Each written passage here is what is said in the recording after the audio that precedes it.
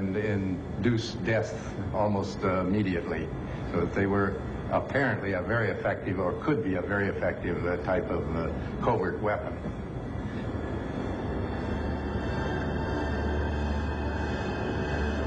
But the real targets of these deadly drugs were not animals.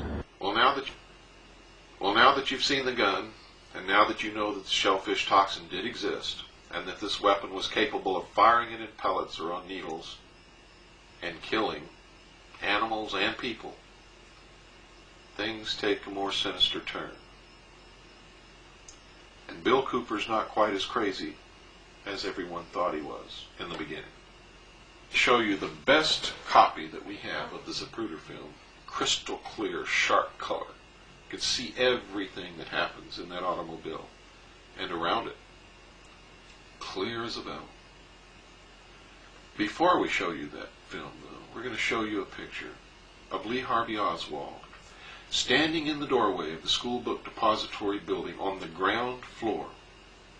And I'm going to tell you that the Warren Commission and the 1976 House Select Committee on Assassinations both knew about this photograph and rejected it.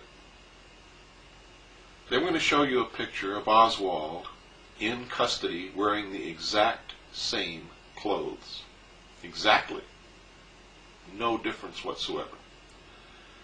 Now, because there are some out there who claim that the man standing in the doorway was a man named Lovelace or Lovelady, we did body measurement proportion comparison analysis between the man in the doorway and Lee Harvey Oswald in captivity.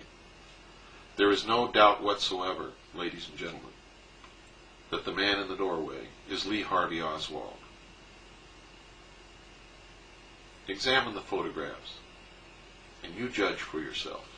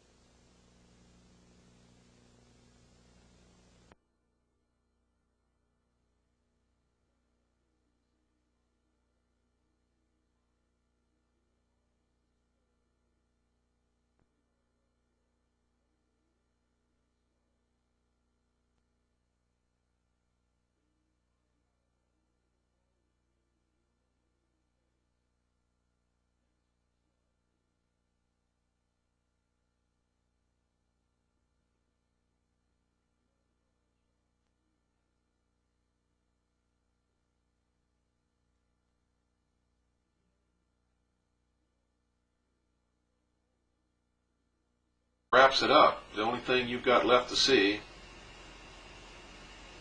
is the crystal clear, sharp, beautiful color copy of the Zapruder film that I'm now going to show you. It's going to knock your socks off, and it's going to prove to you once and for all that William Greer did shoot President Kennedy in Dallas. And for those of you who always thought that the weapon was a reflection of the sun on Agent Kellerman's head, I want you to notice that in this film, the barrel of the gun sticks out past the back of Kellerman's head by at least 2, maybe 3 inches.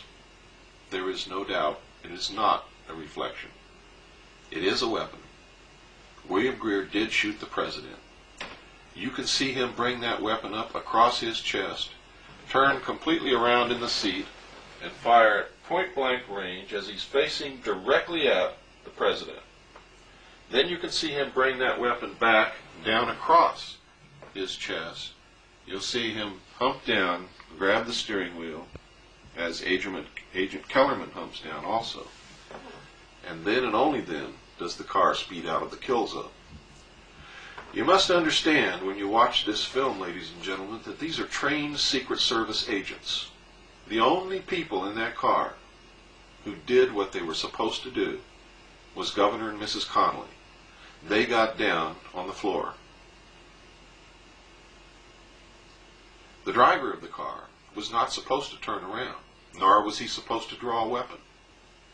He was supposed to get that car out of the kill zone as quickly and as efficiently as possible. The agent in the front seat was supposed to draw his gun, attempt to discover the assassins, and return fire. Neither one of those two men did what they were trained to do.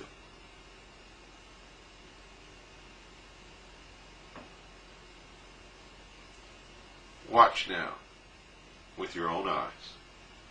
And remember, if you think that William Greer drew a pistol and turned around and pointed at the president because he heard shots, you also have to understand that it's the job of any other Secret Service man who sees anyone pointing a pistol at the president to shoot him on the spot. No, William Greer killed John F. Kennedy. And here's the proof.